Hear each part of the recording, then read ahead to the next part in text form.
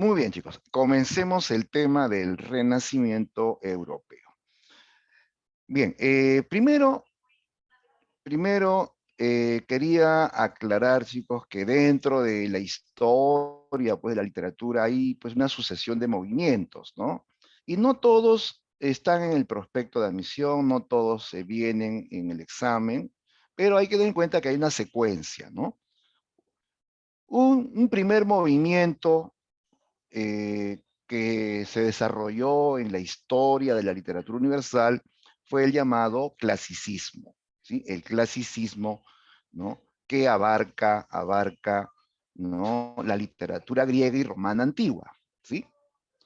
Ya, pero ¿qué sigue después? Luego de la literatura clásica griega y romana viene la literatura medieval, más conocida como medievalismo, ¿ya? La literatura en la Edad Media. Y luego entramos a la Edad Moderna y allí aparece este movimiento que vamos a estudiar hoy, el Renacimiento, primer movimiento de la Edad Moderna y que viene después de el medievalismo, ¿ya? Luego del medievalismo. Entonces, esto sería pues ya un tercer movimiento de la literatura universal, ¿correcto? Bien, entonces vamos al desarrollo, chicos. El Renacimiento. Ya, primero, ¿por qué se llama Renacimiento a este periodo de la literatura?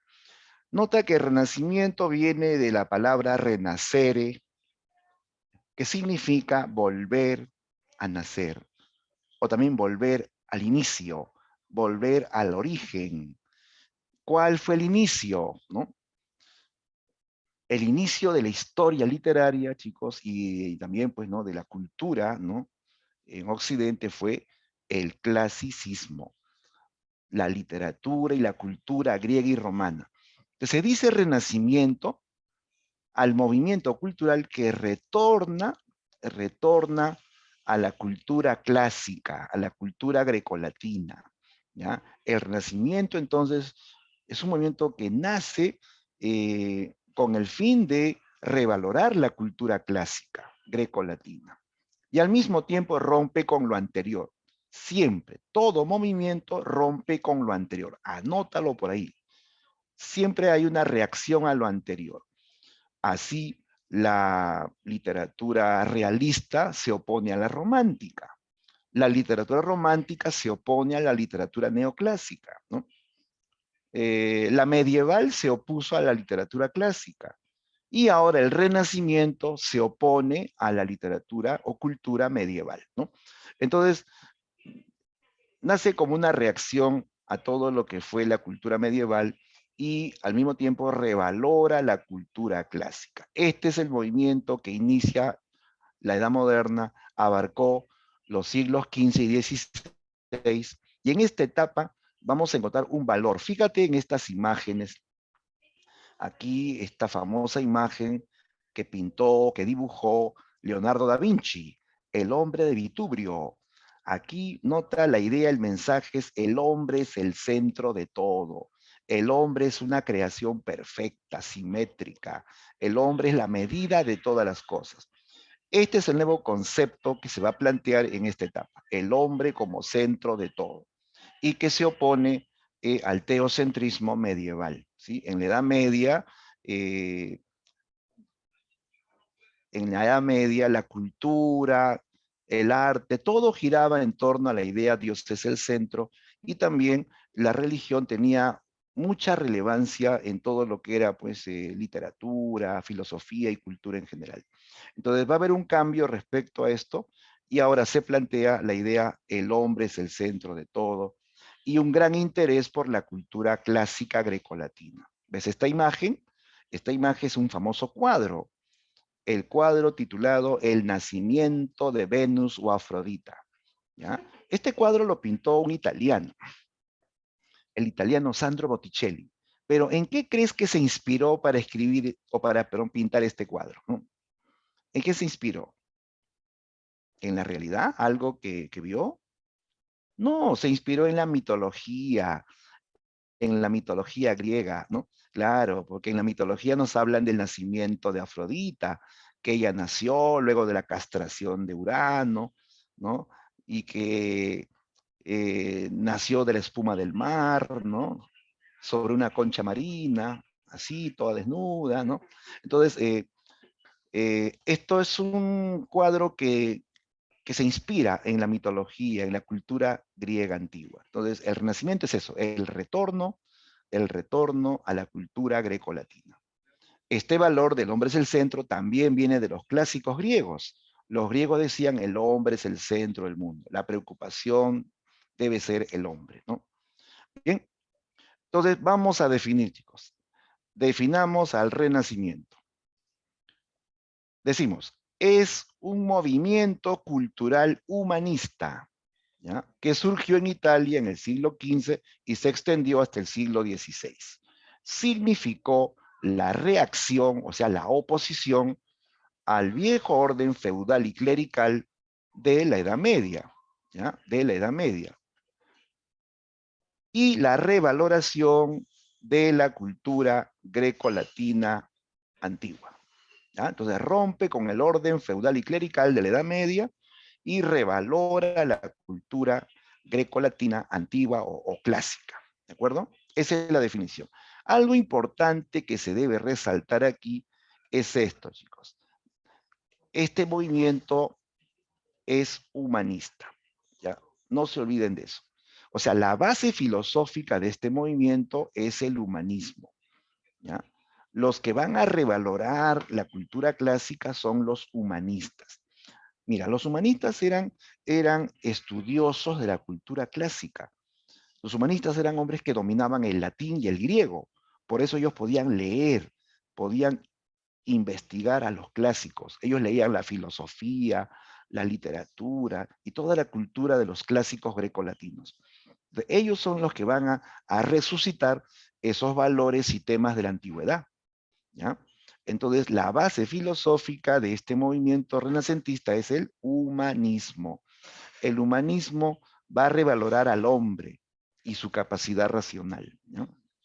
Así como lo plantearon también los clásicos griegos y romanos, ¿no?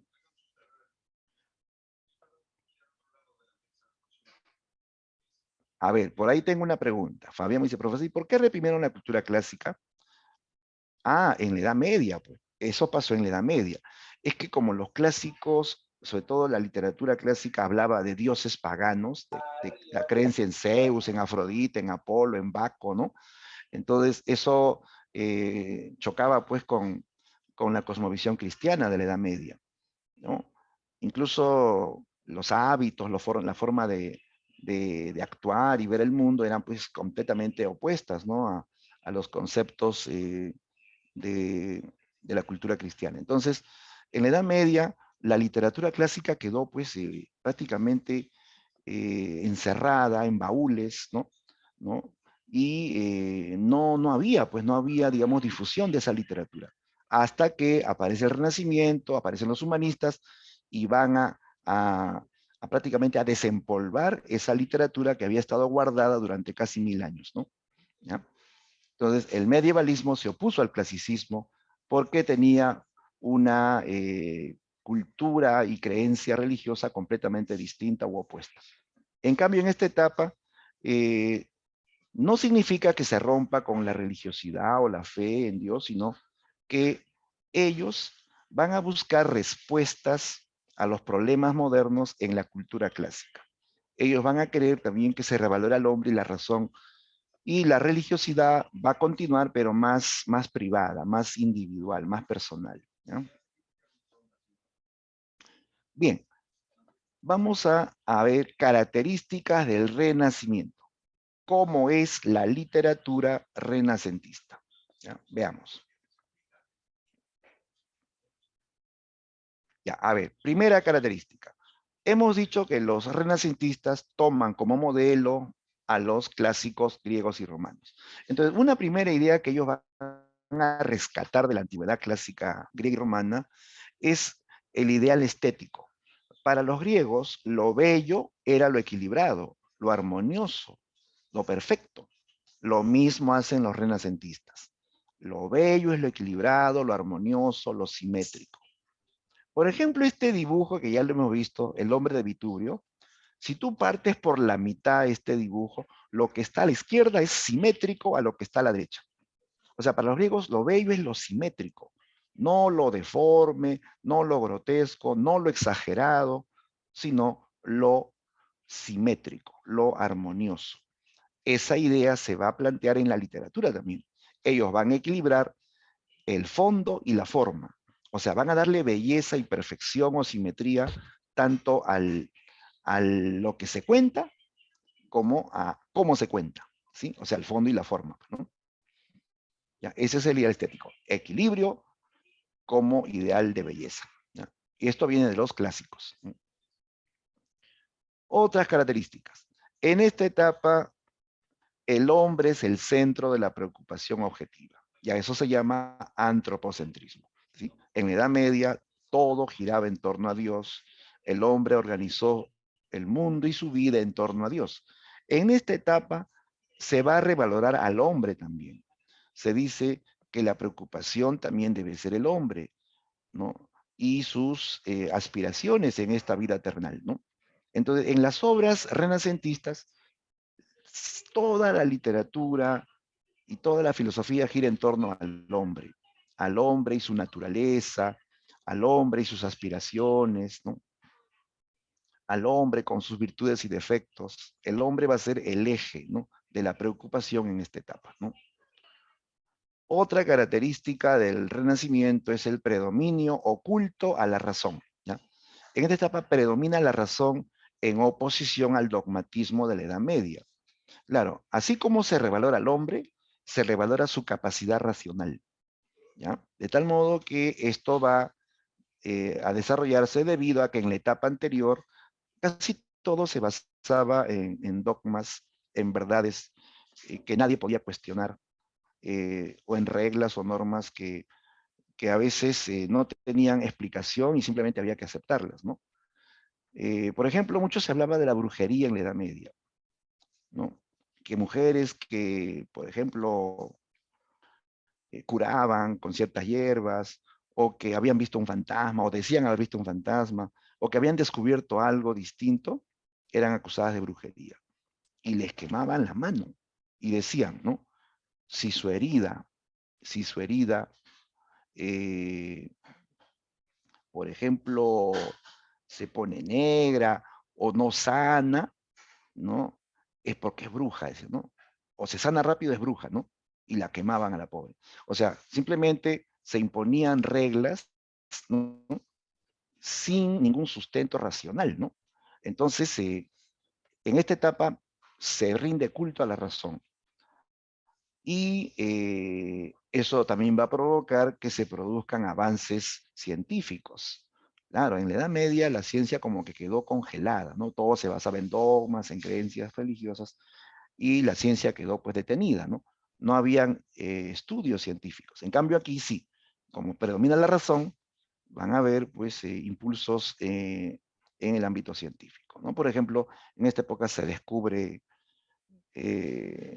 o se inventa la imprenta, se inventa la brújula, el telescopio, la pólvora, en fin, ¿no? Se hacen descubrimientos en el ámbito científico, ¿no? Eh, ¿Cuáles son los temas de la literatura renacentista? Miren, en la Edad Media los temas eran mayormente religiosos o caballerescos, ¿no? ¿Ya? En la Edad Media, religiosos o caballerescos. En esta etapa surgen nuevos temas. ¿Cuáles? Por ejemplo, en la literatura se va a hablar del amor. El amor es un tema clave en este periodo. El amor se presenta como el eje de la armonía o de la felicidad, ¿ya? Y cuando ese amor no es correspondido, eh, hablan de caos y sufrimiento. Claro, como pasa pues en la vida, ¿no? Cuando tú te enamoras, tú estás feliz, todo te parece bien, no importa que haga mucho calor, no importa que estés 2 horas en el paradero y no venga tu carro, como estás enamorado estás feliz, todo te parece bien, ¿no?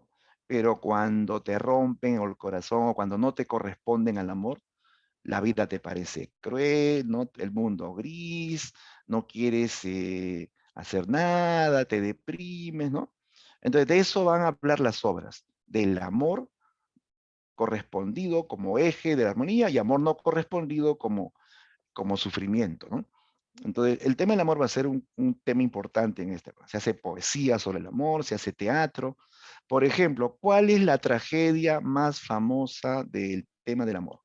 La tragedia amorosa más famosa. Romeo y Julieta. Claro, Romeo y Julieta. En esta época se estrenó Romeo y Julieta, ¿no? Que gira en torno al tema del amor.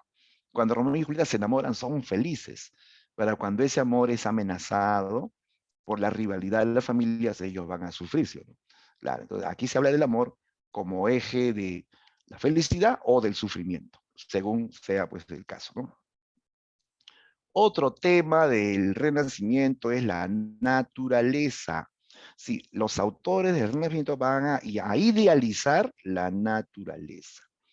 O sea, te van a hablar de la naturaleza como un lugar muy hermoso, un lugar que merece ser disfrutado. Aparecen hermosos paisajes, ¿no? Así todo verde, con muchos árboles, con campos llenos de flores, mariposas que revolotean, río cristalino, fresco viento, cielo azul despejado, ¿no? Con nubes blancas. Esos paisajes aparecen en las pinturas, en las novelas, en los poemas también, ¿no? Entonces, la naturaleza como algo muy hermoso. Y esto es algo también nuevo, ¿por qué? Porque en la Edad Media la naturaleza era vista como un lugar terrorífico. Decían, no salgas del pueblo, la naturaleza es peligrosa, la naturaleza es amenazadora, ahí hay demonios, hay brujas, hay fieras salvajes, ¿no? Antes a la naturaleza la veían así, como un lugar peligroso, un lugar donde habían amenazas, donde no había que ir, no había que ir a la naturaleza, ¿no? En cambio aquí se habla de la naturaleza como un lugar muy hermoso y que merece ser disfrutado, ¿no? Bien, otro tema del Renacimiento es el goce de la vida, el goce de la vida, que los clásicos llamaban carpe diem, ¿ya? En latín, en latín, esto del goce de la vida era enunciado con el término carpe diem, ahí lo escribo, carpe diem, ¿ya? Carpe diem era una invitación a gozar de la vida y sobre todo de la juventud, ¿ya? De la juventud. ¿Por qué? Porque el tiempo corre, el tiempo no se detiene y la juventud pasa. La vitalidad, la belleza, ¿no? Todo eso pues al final se acaba, chicos, ¿no? Entonces los autores en esta etapa van a escribir poesía y novelas y teatro, invitando a gozar de la juventud antes que el tiempo acabe con todo, antes que venga la muerte, ¿no? Entonces, carpe diem es gozar la vida, gozar la juventud. O como decía, ¿no? Susy Díaz, vive la vida, ¿no? Eso también se basa en el carpe diem, ¿no? Entonces, la, la temática del goce de la vida, eso se da en el Renacimiento, no se dio en la Edad Media. En la Edad Media decían que la vida era un lugar de penitencias, de pruebas, hasta de lágrimas, ¿no? Porque la verdadera vida era pues más lo que venía después de la muerte, ¿no? Pero ahora el hombre moderno pues quiere disfrutar de esta vida terrenal, ¿no? Entonces se habla de el goce de la vida, ¿no? Y finalmente, otro tema que también es importante en el Renacimiento es la mitología. Claro, obvio, pues, ¿no? Si el Renacimiento es el regreso a la cultura clásica griega y romana, entonces inevitablemente estos autores conocen la mitología griega y romana y se van a inspirar en esos mitos para crear sus obras artísticas, obras poéticas, obras narrativas, pinturas, esculturas inspiradas en la mitología. Por ejemplo, ese cuadro que vimos al inicio, donde están haciendo Afrodita, ese es un cuadro de un pintor italiano, pero él se inspiró en la mitología griega. Igualmente se hacían cuadros de Cronos devorando a sus hijos, ¿no? O se hacían estatuas, ¿no? Esculturas de Apolo, de Zeus, de Hércules, ¿no? Y la inspiración es la mitología, ¿no? Hay una obra en esta época que se llama Las Luciadas, ¿ya? Lo escribo, Las Luciadas. Esa es una obra épica de un portugués que se llama Iván de Camões. Iván de Camões. ¿Ya? Esta obra habla del viaje de los portugueses a la India. ¿Ya? Toda una aventura, ¿no? Por el mar. Pero en ese viaje marino aparece Poseidón, aparecen monstruos marinos que atacan a ese barco, aparece Afrodita para defender ese barco y soplando las velas, ¿no? O sea, esa es una obra que tiene bastante de mitología griega, pero es una obra que habla de los portugueses. O sea, la historia de los portugueses se va a fusionar con la mitología griega, ¿no? Entonces, como te das cuenta, estos autores del Renacimiento eh, son conocedores de la cultura clásica grecolatina, ¿no? Sobre todo de su mitología, y se inspiran en esa mitología para escribir sus obras o crear obras. ¿Listo? Bien, chicos, esas son las características, entonces, belleza equilibrada, antropocentrismo, racionalismo, y toda una temática que tiene que ver con el hombre y el mundo en que vive. ¿Ya? Bien, ya. Ahora, antes de hablar del autor clave de esta clase, quería también definir este otro movimiento, chicos. Luego del Renacimiento sigue el Barroco, ¿ya? Luego del Renacimiento sigue el Barroco, que abarca el siglo XVII, ¿ya? Se va a desarrollar en el siglo XVII. A ver, ¿a qué se refiere con estilo barroco? Estilo barroco. Ojo, que esto se da en varias artes, ¿ah? En literatura, en escultura, en arquitectura. Fíjate en esta imagen. Esto es arquitectura barroca. Arquitectura barroca. Fíjate esa fachada o esta pared, digamos, de una iglesia, ¿no? ¿No? Fíjate la ornamentación, ¿no? Es fastuoso, ¿no? La ornamentación, ¿no?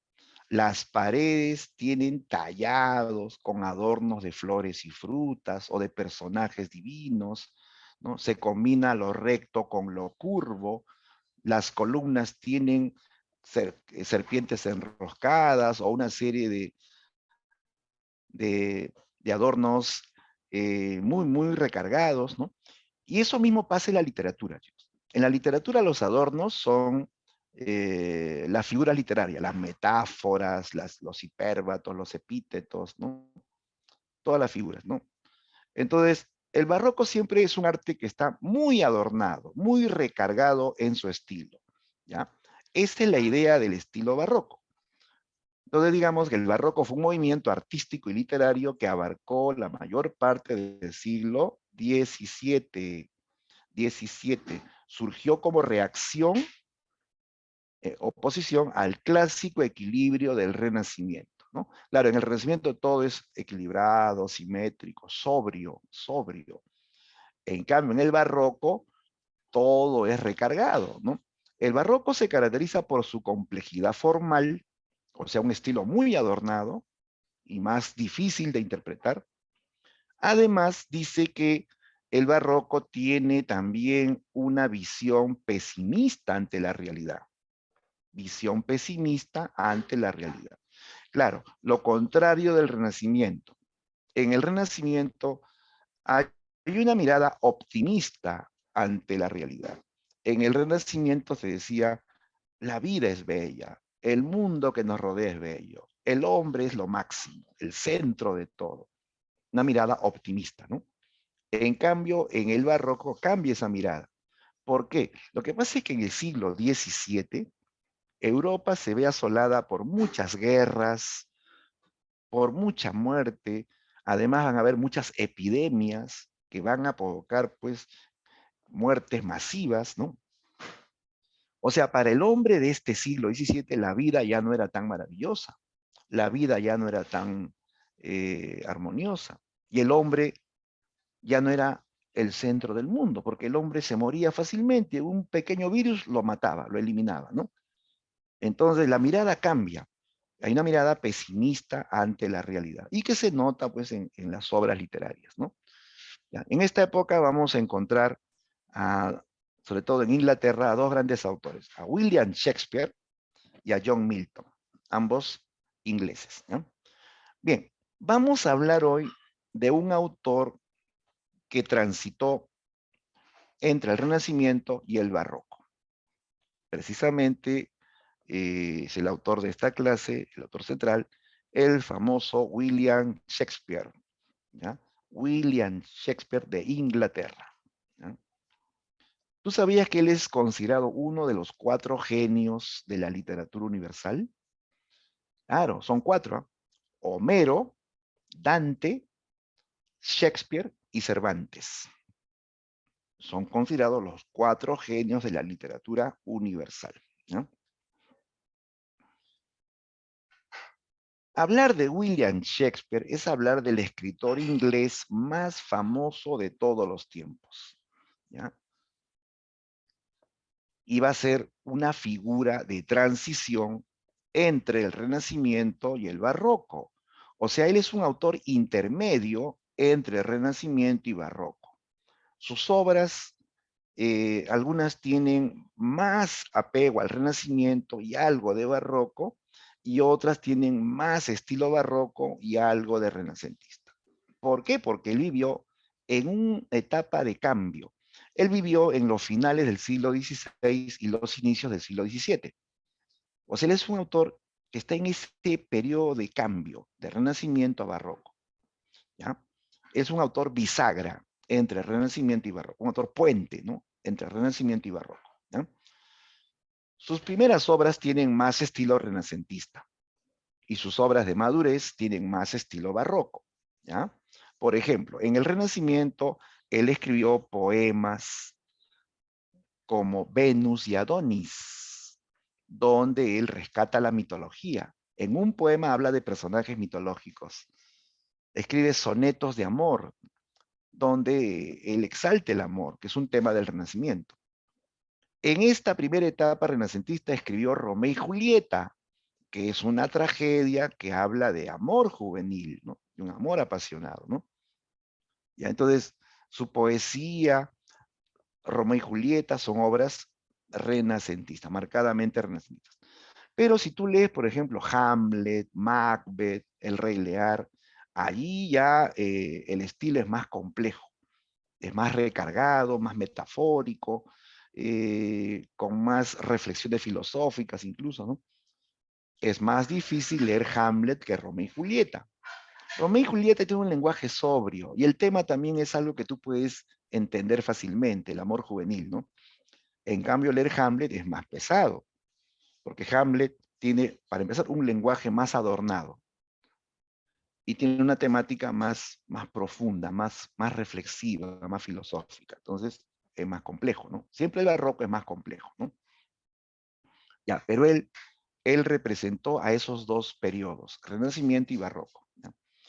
Ahora, él va a escribir sus obras eh, en un contexto de apogeo en Inglaterra, sobre todo durante el reinado de Isabel I de Inglaterra. En historia de repente han oído de Isabel I de Inglaterra, que fue conocida como la Reina Virgen, nunca se le conoció ninguna pareja, nunca se casó, no tuvo hijos, pero fue la mejor reina que tuvo Inglaterra. En su reinado, Inglaterra se convirtió en una potencia mundial. Tuvo apogeo político, económico, comercial, militar, ¿no? Una potencia, ¿no? En esa época escribió William Shakespeare. Y es más, él fue protegido por la reina Isabel. Shakespeare pertenecía a una familia burguesa más o menos acomodada, ¿no? Y su arte teatral va a ser protegido por la reina Isabel. Por eso que se habla de un teatro isabelino, un teatro protegido por la reina Isabel, ¿ya? Ahora, William Shakespeare fue poeta y fue dramaturgo. Comenzó como poeta y luego hizo obras dramáticas. Y en sus obras dramáticas, como él es poeta, él usa un lenguaje muy, muy poético. Bueno, le pone metáforas, epítetos, ¿no? ¿No? Y esos textos dramáticos son pues muy poéticos al final, ¿no? Ahora, entre poesía y teatro, pues lo más saltante es su teatro, ¿no? A él lo conocemos más por su teatro. Y en teatro él hizo de todo, ¿eh? Compuso especies teatrales diversas. Hizo tragedias, comedias, dramas históricos, ¿no? ¿No? O sea, abarcó todas las especies de teatro de su tiempo, ¿no? Ahora, ¿cuál es el gran aporte de la literatura de Shakespeare? Miren, lo más importante, lo que lo ha hecho universal a Shakespeare,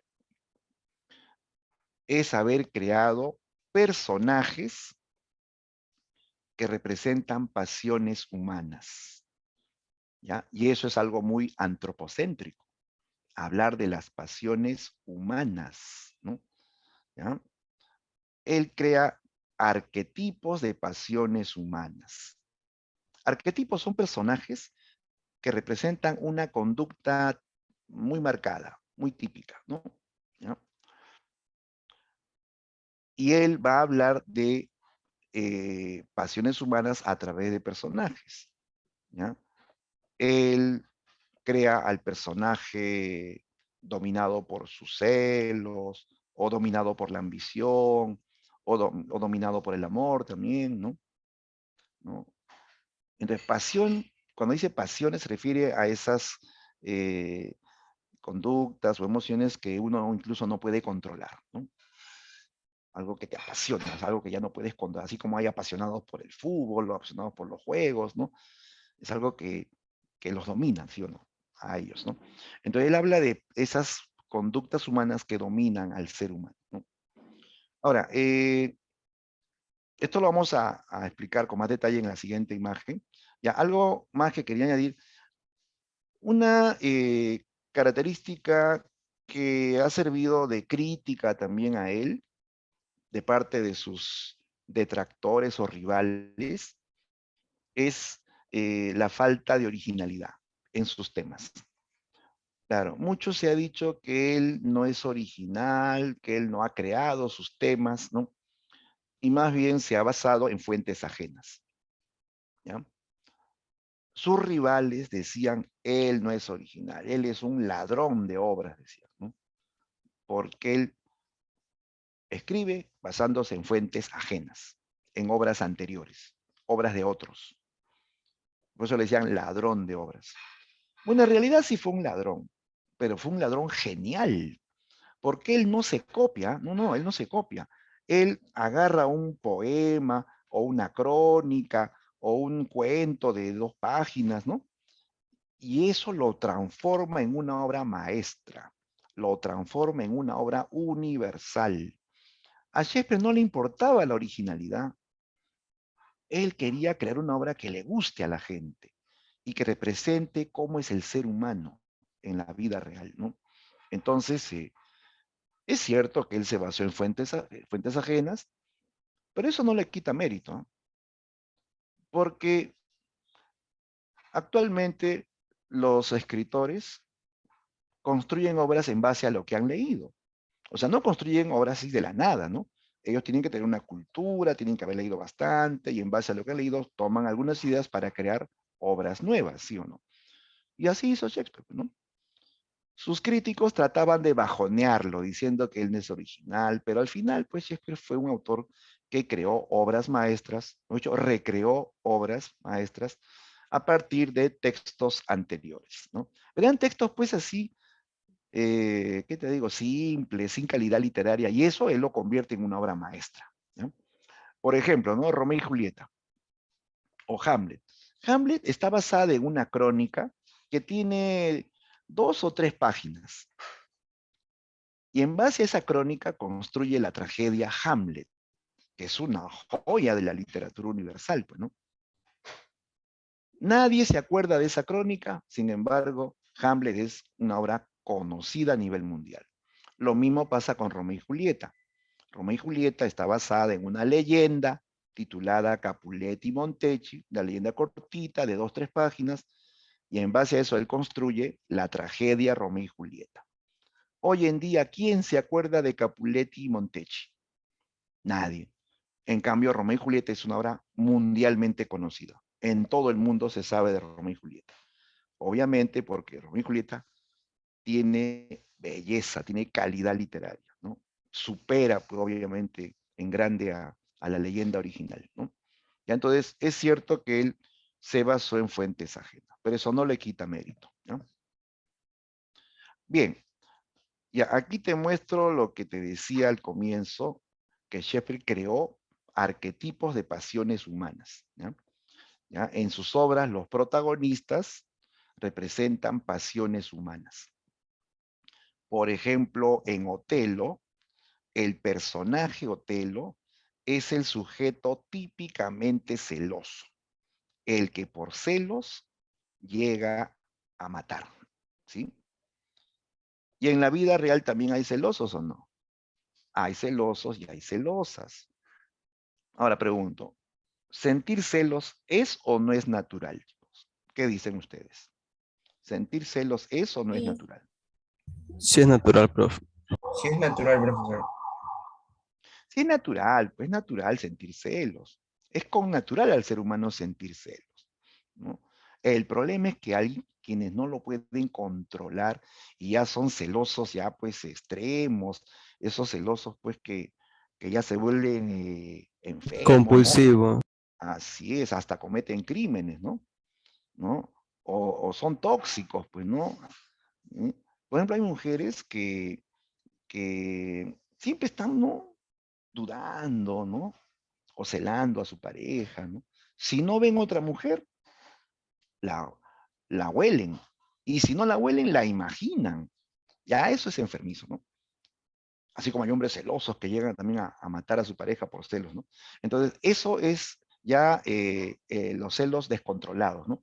Y de eso habla Shakespeare en esta obra. Un hombre, un militar que mató a su mujer, a pesar que la amaba, la mató porque le dijeron que ella tuvo un encuentro con un lugarteniente, cosa que era mentira, por cierto, ¿no? Pero él ni siquiera investigó, simplemente creyó la farsa, creyó la intriga y mató a su mujer, ¿no? Claro que hay todo un proceso, ¿no? Le dice, pero ¿por qué estuvieron a solas? ¿Qué estuvieron haciendo a solas? ¿Qué tiene el que no tenga yo? Y comienza a enfermarse, ¿no? Hasta que pues termina matando a su mujer, ¿no? Que al final resultó pues ser inocente, ¿no? Pero Otelo es el hombre que no puede dominar los celos, que por celos se vuelve un monstruo, se vuelve un asesino, ¿no? Ya, eso es un arquetipo entonces que representa una pasión humana, ¿no? En Hamlet, en Hamlet vemos al arquetipo del hombre que duda, el hombre dubitativo. ¿Ya? Hamlet es la historia de un príncipe en Dinamarca que pierde a su padre, el rey muere en una forma así misteriosa, no clara, ¿no? La madre, la reina, quedó viuda y no pasó ni un mes y se volvió a casar. Y Hamlet, el príncipe, está molesto porque la reina como que muy rápido se olvidó del rey, no han terminado de llorarlo y ya la reina ya se casó con otro, se casó con el cuñado, y después nos enteramos que ellos habían sido amantes antes de que muera el rey, ¿no? Ya, pero todo esto llega a su clímax cuando aparece el fantasma del rey muerto, que le dice a Hamlet que lo han matado, que su propio hermano, que ahora está casado con la reina, lo envenenó, le vació veneno en el oído y acabó con su vida, y en un minuto le quitó la vida, el reino, la esposa, todo lo que él tenía, ¿no? El fantasma pide venganza, ¿ya? Pide venganza. El príncipe Hamlet no puede creer lo que ha escuchado. El mundo se le viene abajo, porque él veía a su tío como un hombre decente, virtuoso, igualmente su madre, ¿no? Y ahora escucha, según el fantasma, que ese tío virtuoso es un asesino ambicioso, una víbora, ¿no? Que la reina resultó ser infiel, ¿no? Entonces a Hamlet se le cae el mundo. O sea, él que veía pues un mundo ideal, ¿no? Y ahora dice que vive un mundo lleno de falsedad, de hipocresía, ¿no? De maldad, ¿no? Y Hamlet, entonces, lo primero que hace es dudar del fantasma. Duda del fantasma, duda de lo que le ha dicho. Y duda de la venganza. Pero también duda de su madre, duda de su tío, duda de seguir existiendo. Hamlet duda de todo. De lo único que no duda es de la duda misma. Él queda paralizado por la duda. Y para acabar con la duda, él va a investigar. Él buscará la verdad por sí mismo, ¿no? Ese es Hamlet. Hamlet representa al hombre que duda y que busca la verdad por sí mismo, ¿de acuerdo? Y así, en Romeo y Julieta, los protagonistas son un símbolo, pues, del amor juvenil, ese amor que por la edad es rebelde y apasionado y se enfrenta, ¿no? Se enfrenta a todo tipo de obstáculos, ¿no?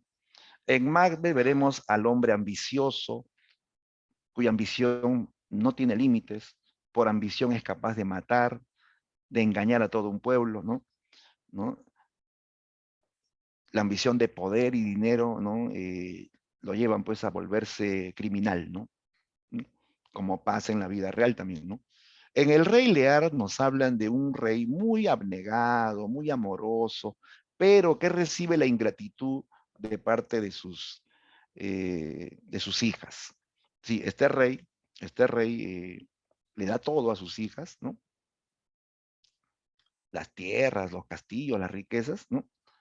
Pero estas hijas no le corresponden, ¿no? El rey le pidió que lo cuiden en sus últimos años de vida, que él quería vivir un tiempo, ¿no? Con cada una de sus hijas hasta que se muera, que ya le quedaba poco tiempo de vida. Ya pues, ¿no? Le dio toda su herencia, pero después viene la decepción. Pues estas hijas que ya tienen mucha riqueza, viven en castillos, ¿no? Se entregan a una vida llena de lujos, de grandes fiestas y derroches, de grandes frivolidades, y al pobre rey lo tenían abandonado en su cuarto. El pobre rey estaba viejito, enfermo, solitario, y nadie hablaba con él, nadie le prestaba atención, ¿no? Entonces él sufre la ingratitud de parte de sus hijas, ¿no? ¿Ya? Que es algo que también a veces pasa en la vida real, chicos, ¿no? Espero que aquí nadie haga eso jamás, ¿ah? A veces cuando ya los padres están viejitos, ¿no? Ya se olvidan de ellos, no los visitan, no se preocupan por ellos, ¿no? Eh, ¿No? Y se olvidan pues de que ellos, ¿no? Sí se sacrificaron en algún momento por ellos, por los hijos, ¿no? Entonces aquí hablan de la ingratitud, ¿no? De algunos hijos respecto a los padres, ¿no? Entonces, William Shakespeare habla de pasiones humanas, debilidades humanas, ¿no? Que arrastran a los personajes, ¿no? A un abismo de, de tragedia generalmente, ¿no? Casi todas las obras que estamos hablando son tragedias, ¿no? Claro que la parte tiene también sus comedias, ¿no? Pero más se le recuerda por sus tragedias, ¿no?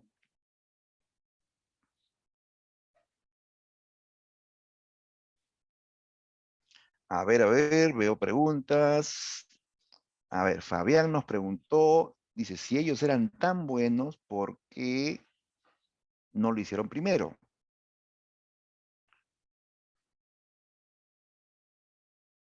Ah, ¿por qué Shakespeare?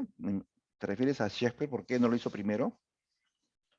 Ah, es que, mira, en el caso del teatro, el teatro es un arte donde lo que importa es la representación, ¿no? Los diálogos, las acciones, toda la decoración del escenario, ¿no? Y mayormente en teatro, la constante era pues que los autores de teatro llevaban a la escena ya mayormente obras que ya habían existido, ¿no? Pero obviamente que van a ser recreadas o transformadas, ¿no? Como te contaba, Romeo y Julieta se basa en una leyenda breve de 2, 3 páginas, muy sencilla, sin mucha calidad, y él primero construye un guión, ¿no? En base a esta idea, construye un guión, porque en teatro es un guión de diálogos, ¿no? Y él le da pues el lenguaje poético, e incluso no lo lleva tal cual, sino lo modifica. Por ejemplo, en el Romeo y Julieta, en la leyenda original, Romeo y Julieta no mueren. Romeo y Julieta huyen y vivieron felices y comieron perdices, ¿no? Pero Romeo y Julieta de Shakespeare cambia el final. El final es trágico. El final es conmovedor, ¿no? Entonces, para llegar a ese final, él ha tenido que hacer modificaciones a la leyenda original, ¿no? Entonces, a Shakespeare no le importaba mucho que el tema sea original, sino le importaba que esa obra guste y conmueva al público, ¿no? Y lo logró, y lo logró. ¿no? Bien. Ahora sí, vamos a hablar, chicos, de esta obra que llevó a la fama a Shakespeare. Fue su primera tragedia, Romeo y Julieta, la más célebre tragedia del amor juvenil. ¿Ya? Ya, veamos los datos formales primero. Ya, primero, Romeo y Julieta, para empezar, es una obra de género dramático, o sea, esto se representa teatralmente. ¿Eh? Él escribió esta obra para ser representada teatralmente, con diálogos, todo es dialogado, ¿no? ¿No?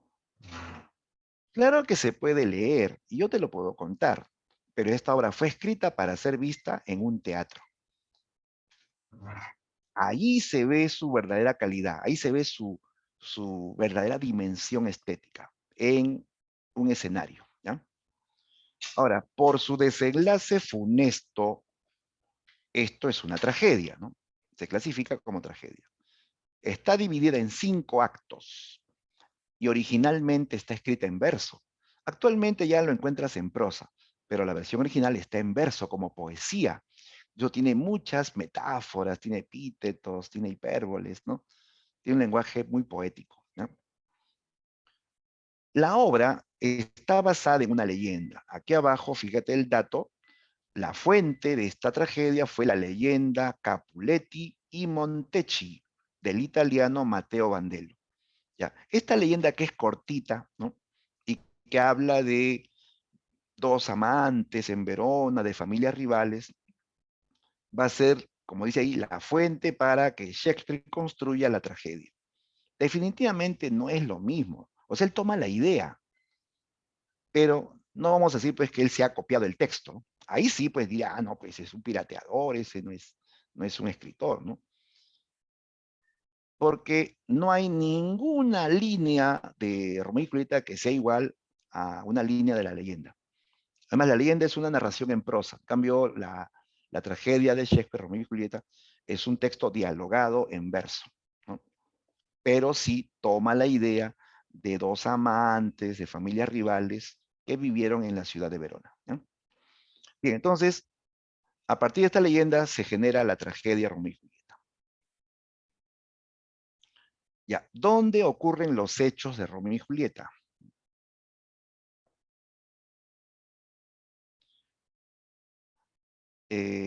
Allí hay 2 ciudades, ¿eh? Verona y Mantua, que son ciudades que existen. ¿Eh? ¿Dónde quedan Verona y Mantua? A ver, ¿alguien lo ubica?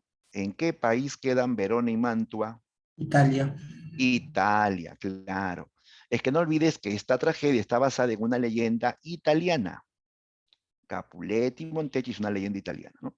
Entonces, el escenario va a ser 2 ciudades italianas, principalmente Verona. La mayor parte de los hechos ocurren en Verona. Y hay un episodio de la obra donde los hechos ocurren en Mantua, otra ciudad italiana.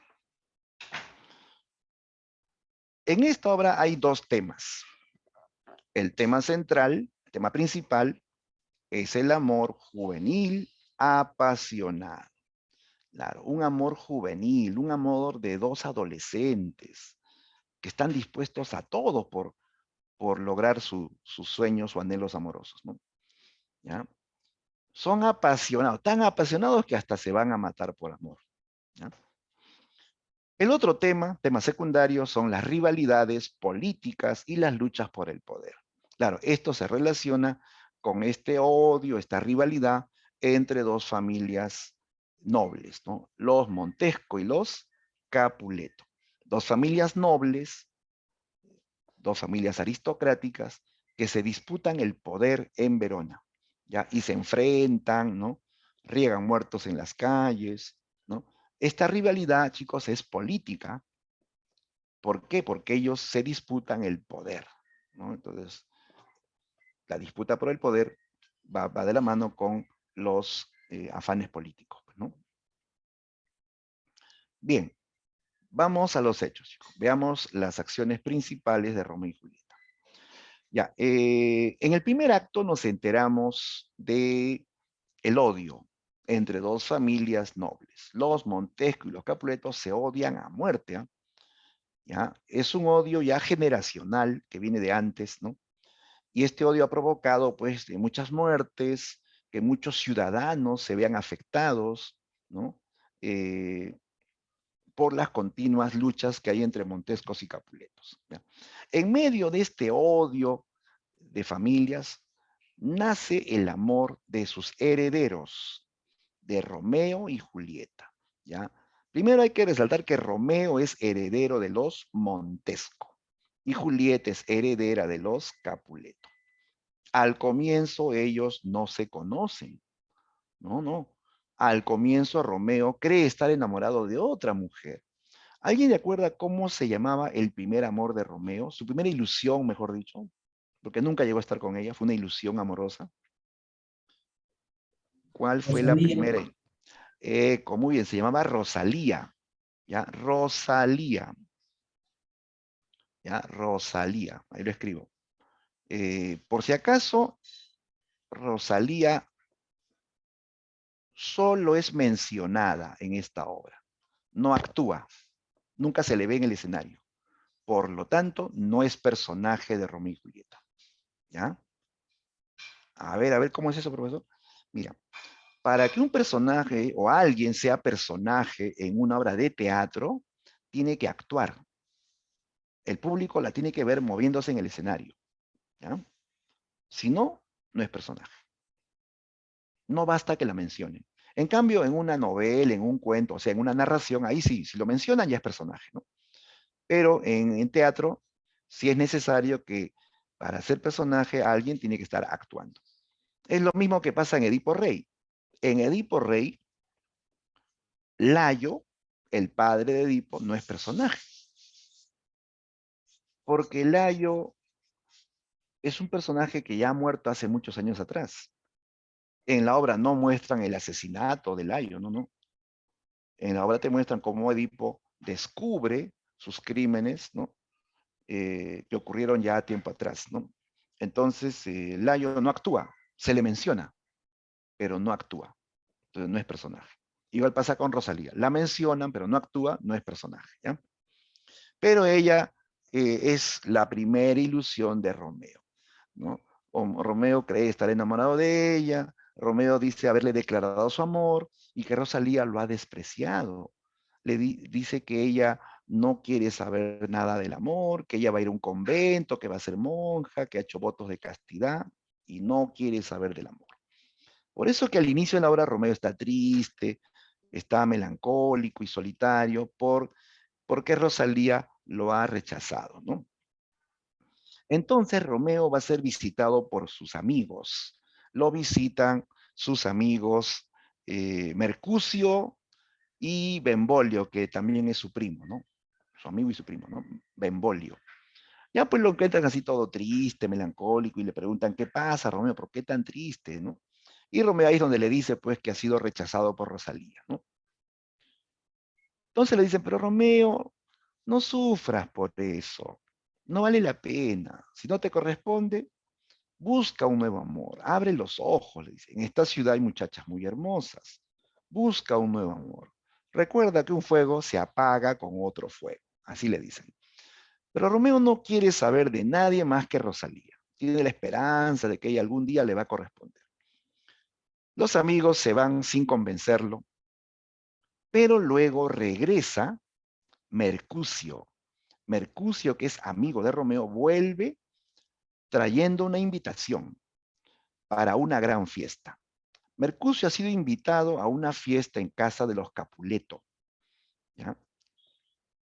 Resulta que el señor Capuleto hace una gran fiesta para presentar a su hija Julieta en sociedad. Algo así como los 15 de Julieta, ¿ya? Y va a aprovechar esa fiesta para pactar un compromiso entre Julieta y el soltero más codiciado de esa ciudad, llamado París, el príncipe o el conde París, ¿ya? El conde París, ¿ya? Entonces, han invitado a todos los jóvenes nobles de esa ciudad, menos a Romeo. porque Romeo es un Montesco, familia rival. En cambio, Mercucio no es Montesco. Mercucio es pariente del príncipe de Verona y es amigo de Romeo, pero él no es Montesco. Pero Mercucio quiere que Romeo vaya a esa fiesta. Dice, anímate, Romeo, será una gran fiesta. Es una fiesta de carnavales, iremos con antifaces, nadie se dará cuenta que estás ahí. No, le dice, no tengo ganas de ir a ninguna fiesta. Vayan ustedes, ve con Mercucio, con Benvolio, le dice, ¿no? Pero Romeo, irán las chicas más lindas de la ciudad. Y también irá tu amada Rosalía, dijo, ¿no? ¿Irá Rosalía? Dijo Romeo. Si ella va, entonces yo también iré, dijo, ¿no? Romeo finalmente decide ir a la fiesta, con la esperanza de reencontrarse con Rosalía, ¿no? La fiesta era un domingo en la noche. Se juntan los tres amigos, Romeo, Mercucio y Benvolio, todos enmascarados, bien vestidos, con sus mejores prendas, van a la gran fiesta de los Capuleto. Era una fiesta lujosa, en una mansión, una fiesta de carnavales, todos con disfraces, ¿no? Un tonazo, ¿no? Ya, pues todos entran a la fiesta de los Capuleto. Ni bien entra Romeo, busca a Rosalía y no la encuentra. Rosalía no había ido a la fiesta. Romeo se deprime, ya se quiere ir de la fiesta. Los amigos dicen, vamos, Romeo, diviértete, vamos a bailar. No, diviértanse ustedes, yo me voy, dice, ¿no? Estaba así pensando en irse cuando de pronto aparece en la escena, en la fiesta, Julieta Capuleto, que era la chica más linda de esa fiesta. Romeo la miró y se quedó paralizado, embobado. Él se enamora a primera vista de Julieta Capuleto, sin saber quién es ella, sin saber su nombre siquiera. Romeo la queda mirando, sigue todos sus movimientos, ¿no? Y cuando ya ve que ha terminado, ¿no? La pieza de baile, que en ese tiempo los bailes eran así colectivos, grupales, ¿no? Él se acerca a Julieta. Romeo se arrodilla delante de Julieta, como si fuese una divinidad, ¿no? Y le toma la mano y le dice, si mi mano profana tu mano divina, permite que estos dos peregrinos ruborosos quiten el rudo contacto con un dulce beso. ¿Te das cuenta que Romeo habla en metáfora? Estos dos peregrinos ruborosos son sus labios. Dice, permite que estos dos peregrinos ruborosos, ¿no? Quiten el rudo contacto de mi mano con un dulce beso, ¿no? Y Romeo le besa la mano a Julieta y quedó pegado largo rato ahí. Y luego la miró con asombro y le dijo, eres una santa, porque con este beso me has borrado todos los pecados. Pero ahora no solo quiero besar tu mano, déjame besar tu boca.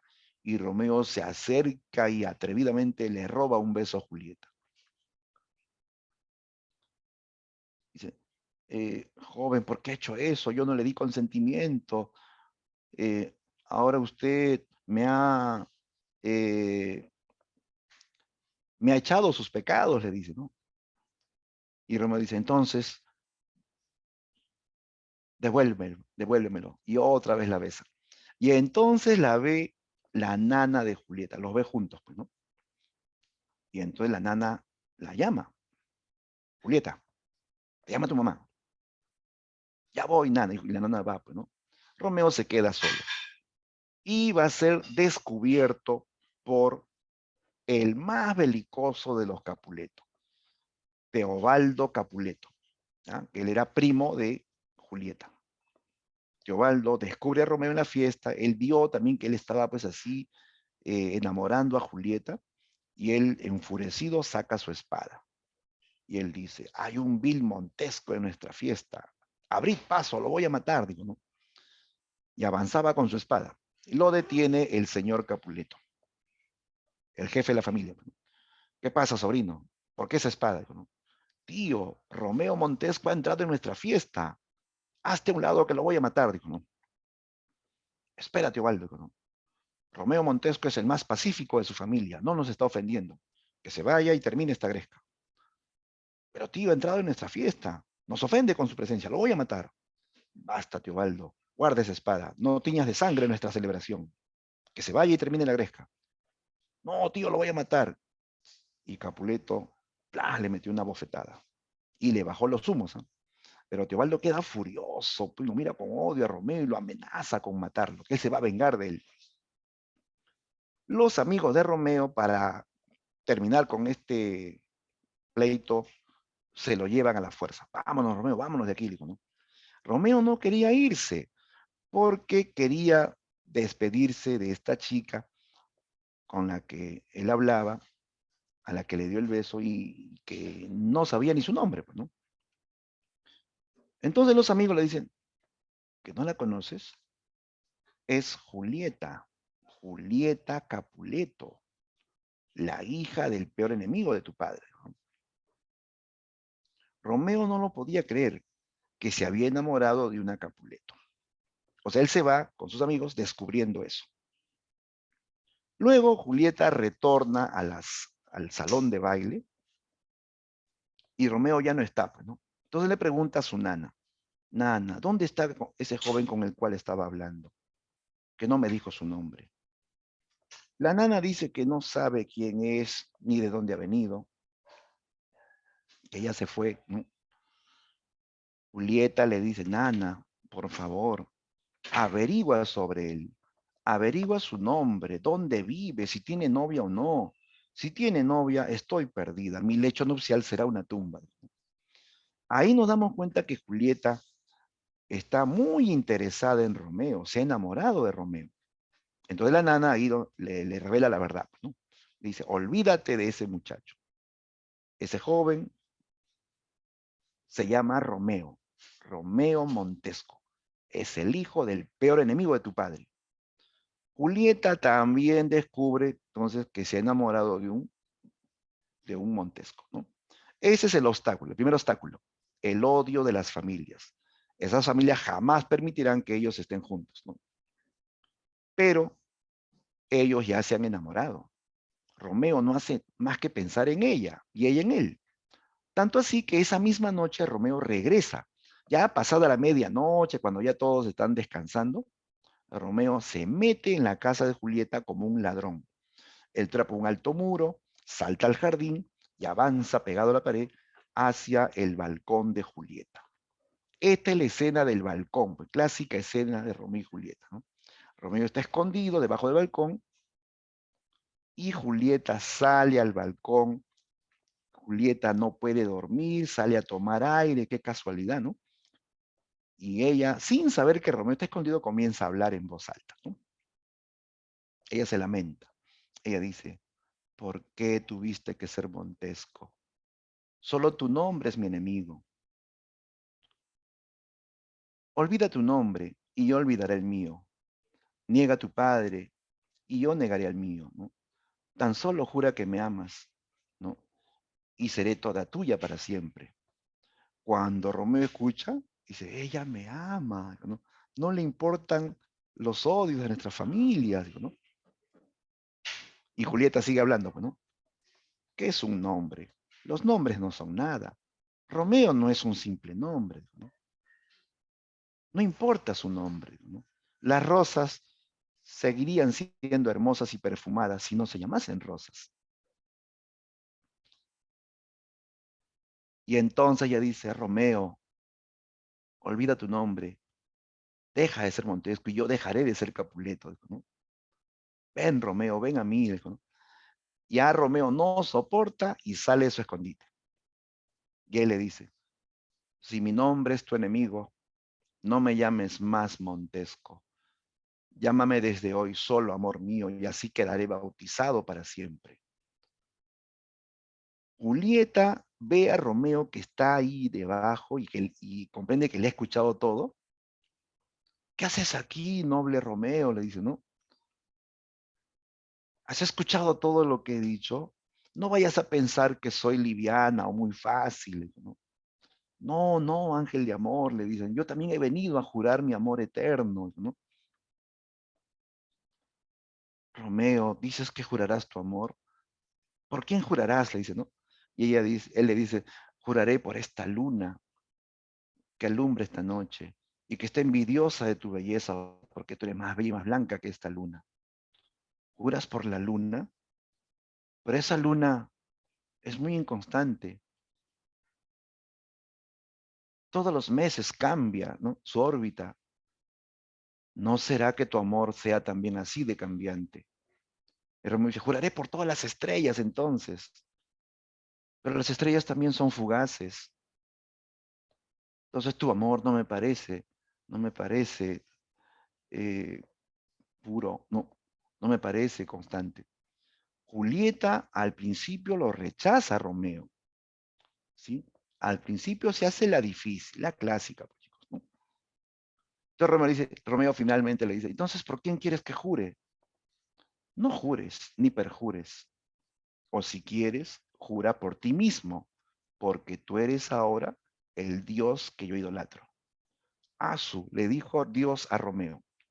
Cuando Romeo escucha eso, ya no hay duda, pues, ¿no? Y trepa por el muro y sube al balcón de Julieta y se acerca a ella, así con esa cara de enamorado, pues, ¿no? La toma en sus brazos y le dice, Julieta, déjame beber el dulce néctar de tus labios. Límpiame los pecados con cada beso, ¿no? Y así con ese pretexto estuvieron chapi hasta el amanecer. Romeo, por favor, no juegues con mis sentimientos, le dice, ¿no? Demuéstrame que me amas, ¿no? Y Romeo le dice, para que veas que realmente yo te amo, ¿no? Quiero pedirte que te cases conmigo, ¿no? Así Romeo de arranque le pidió que se casen, ¿ah? Esa misma noche que se le declaró, le pidió matrimonio. Entonces Julieta se emociona, pues, ¿no? Y le dice, si tu amor es sincero y esto terminará en matrimonio, entonces ve a hablar con alguien, con un sacerdote, y, y, y envíame una carta, ¿no? Romeo le dice que él tiene un amigo sacerdote que se llama Fray Lorenzo, que es su confidente, ¿ya? Y que le pedirá que los case en secreto. Entonces, Romeo y Julieta se despiden al amanecer con esa promesa, ¿no? De que Romeo le escribirá una carta a Julieta. Y así pues, amanece, se despiden los enamorados, ¿no? En la escena siguiente, Romeo busca a Fray Lorenzo, que es un sacerdote y es a la vez amigo de Romeo, ¿no? Romeo entra pues contento a la capilla de Fray Lorenzo. Fray Lorenzo, que era su confidente, sabía las penas de Romeo, ¿no? Romeo, te veo contento, te veo sonriente, eso me alegra mucho, le dice, ¿no? Seguramente te has reconciliado con Rosalía. ¿No? Romeo dice, ¿Rosalía? No, padre, Rosalía ya es historia. Le dijo, ¿no? Ella no me quiere. Yo creí estar enamorado de ella. He hallado el verdadero amor en Julieta Capuleto. Yo la amo y soy correspondido, le dice, ¿no? ¿Cómo? Dice Lorenzo. Hace poco me decías que amabas a Rosalía y llorabas por ella, y ahora me dices que amas a Julieta. Estos jóvenes se enamoran con los ojos, no con el corazón, le dice. No, padre, yo la amo y ella me ama también. Por eso he venido a pedirle que nos case en secreto. ¿Qué? Es una locura, le dice. Pero padre, tal vez esta sea la solución para acabar con los odios de nuestras familias. Y ahí el padre se queda pensando, ¿no? Y él dice, tal vez Romeo tiene razón. Si ellos se casan, tal vez sus familias se reconcilien al fin. Entonces Lorenzo finalmente decide casarlos con la esperanza de que esta unión reconciliaría a las familias. Entonces los cita a Romeo y Julieta para reunirse en su capilla y ser casados. Romeo inmediatamente envía una carta que será entregada por la nana de Julieta, que para esto ya colabora con los jóvenes enamorados, ¿no? ¿Ya? Entonces, la nana lleva la carta de Romeo. Julieta la está esperando así, llena de angustia. Dime, nana, ¿viste a Romeo? ¿Te dio la carta? Sí, le dice, ¿no? Es muy apuesto ese muchacho, ¿no? Y prepárate, porque él te espera, ¿no? En la capilla de Fray Lorenzo. Y entonces la nana le entrega la carta, Julieta la lee, salta, alegría, abraza a su nana, que va a ser desde aquí la cómplice de Julieta, ¿no? Entonces Julieta ahora busca un pretexto para salir de su casa y dirigirse a la capilla de Fray Lorenzo, ¿no? Le va donde su madre, donde Lady Capuleto, y le dice, madre, necesito ir a la capilla para confesarme. Pero hijita, tú ya te confesaste el domingo. Le digo, ¿no? Sí, madre, es que he cometido otros pecadillos, le dice, ¿no? "Mm, ya, pues anda, le dice, ve con tu nana, le dice, ¿no? La madre le creyó este viejo truco de la chica zanahoria. Pues. Y Julieta sale con su nana. Sí, y se encuentra con Romeo en la capilla de Fray Lorenzo. Oye, cuando Romeo la vio, dice que la abrazó, la llenaba de besos. El padre tuvo que separarlos, ¿no? Ya, Romeo, cálmate, ya la tendrás, espérate, primero la ceremonia, dijo, ¿no? Ya, pues finalmente los llevó a una celda muy humilde donde duerme el fraile, y ahí, sin que lo sepan la familia, solamente teniendo como testigo a la nana, Fray Lorenzo casó a Romeo y Julieta, ¿ya?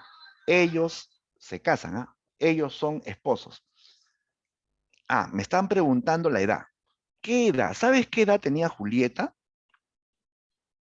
Julieta recién iba a cumplir 14 años.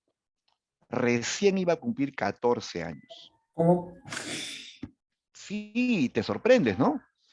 Antes era así, ¿ah? Antes era así. A los 14, a los 15, se casaban las chicas, ¿no? Romeo, ¿qué edad ¿No? tenía, profe? Ya, en la obra no dicen la edad de Romeo, solamente dicen que es un adolescente. Ya, pues si dice adolescente, no tiene 18, 20, no. Es también muy jovencito, ¿no? Yo más o menos calculo que debe tener unos 16 años, unos 16 años. Es un adolescente, ¿ya? Se casaron, imagínate a esa edad, ella 14, él 16. Así era antes, pues. Ahora más bien la gente ya no se quiere casar, ¿no? Ni en 30, 40 años no se quieren casar, pero antes era diferente. Es más, antes se casaban y tenían herencia, pues no tenían que pensar en el futuro, en la economía, ¿no? Eran matrimonios así convenientes, ¿no? Entre familias nobles, ¿no? Porque Romeo y Julieta son de familias nobles, ¿no? Tienen sus herencias, ¿no? Bueno, Julieta se casa antes de cumplir 14 años, ¿no? Bien, pero hay un problema. Cuando ellos se están casando, se va a producir casi al mismo tiempo un encuentro entre Montescos y Capuleto. Se corre la voz que esas dos bandos de familias se van a enfrentar. Romeo decide ir para impedir la pelea. ¿Ya? Romeo va a ese lugar y se pone en medio de los dos grupos, ¿no? Pidiendo que guarden sus armas, que no se peleen, ¿no? Benvolio, que es primo de Romeo, pide la paz, ¿no? Y Teobaldo, que está presente ahí, le dice, paz, yo odio la paz, así como odio el infierno y odio a los Montesco. Saquen sus espadas, ¿no? Romeo es retado por Teobaldo Capuleto, pero Romeo se rehúsa a enfrentarse. No, Teobaldo, no voy a pelear contigo, porque ahora te aprecio como nunca antes te había apreciado, ¿no? Y Teobaldo se burla de él, lo llama cobarde, lo reta nuevamente. Romeo no cae en la provocación, dice, no, no insistas, no voy a pelear, digo, ¿no? Y entonces como que le da la espalda.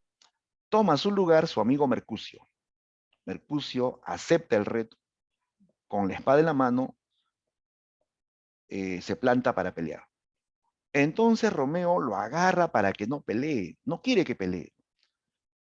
Teobaldo Capuleto aprovecha, salta con su espada y le hunde la espada al noble Mercucio. Mercucio cae con una herida mortal en brazos de Romeo. Teobaldo o Mercucio le reprocha a Romeo, ¿por qué? ¿Por qué me detuviste?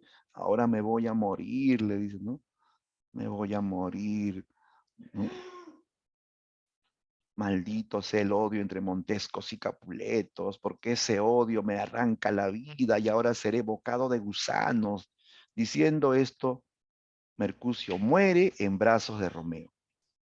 Romeo sufre, siente dolor, siente rabia, y al ver que Teobaldo se aleja con su mancha, ¿no? Él agarra la espada y lo llama, Teobaldo, espera. Y entonces Romeo se enfrenta a Teobaldo. En ese duelo, Romeo mata a Teobaldo Capuleto. Él dice que ha sido una víctima del destino, que él no quiso hacerlo, pero ya lo hizo. Romeo tira la espada y huye. Todos huyen, pues, ¿no? Y quedan ahí los dos cadáveres, el de Teobaldo y el de Mercucio, ¿no? Y entonces llega el príncipe de Verona, es la máxima autoridad, porque este es un principado, ¿no? El príncipe de Verona con sus soldados, ¿no? Y ve a Mercucio, que es su pariente, ve a Teobaldo, que ha muerto también. El pueblo, los ciudadanos gritan que mueran los Montesco y los Capuleto, toda la vida provocando muertes, ¿no? Comienzan a buscar a los culpables, ¿ya? Atrapan a Benvolio, lo interrogan, y Benvolio llorando cuenta, pues, ¿no? Que el iniciador de la gresca fue Teobaldo, que Romeo pedía que guarden las armas, que se pidió la paz, pero Teobaldo a traición mató a Mercucio, y Romeo en venganza ha matado a Teobaldo, ¿no? Pide justicia para Romeo. El príncipe de Verona estaba harto ya de estas peleas. Finalmente sanciona. El príncipe informa que Romeo Montesco queda desterrado para siempre de Verona, que se tendrá que ir para siempre, y si regresa habrá derecho de matarlo, ¿no? La ley se transmite por toda la ciudad. Romeo se ha escondido en la capilla de Fray Lorenzo, y Fray Lorenzo le cuenta que el príncipe lo ha desterrado, que lo están buscando, que él tiene que irse, ¿no? Romeo sufre porque esto significa que tendrá que separarse de su amada Julieta, que ya era su esposa, pero con la cual no había estado ni un solo día, y no había tenido tampoco su noche de boda, ¿no? Entonces Romeo, antes de ir al destierro, la va a buscar. Nuevamente, como un ladrón, se mete, ¿no?, en la casa de Julieta, ¿ya? Siempre ayudado por la nana, ¿no? Y así Romeo termina introduciéndose en el aposento de Julieta, ¿ya? Que lo estaba esperando, ¿no? Eh, ya, pues, ¿no? Y así pasaron la noche juntos. Ya, tú imagínate, pues, lo que pasó. Bastará con decir que ahí se consumó el matrimonio, ¿no?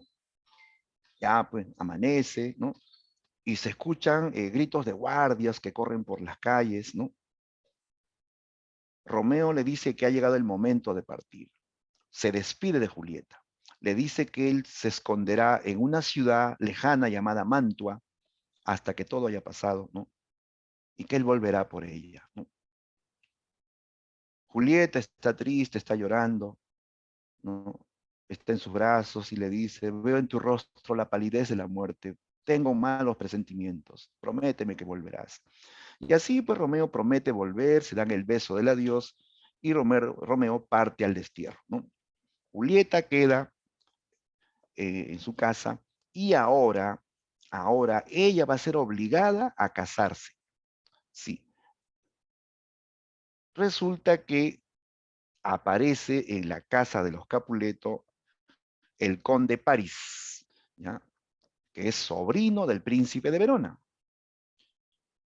El conde París pide al señor Capuleto la mano de Julieta. Capuleto al principio está en duda por la edad.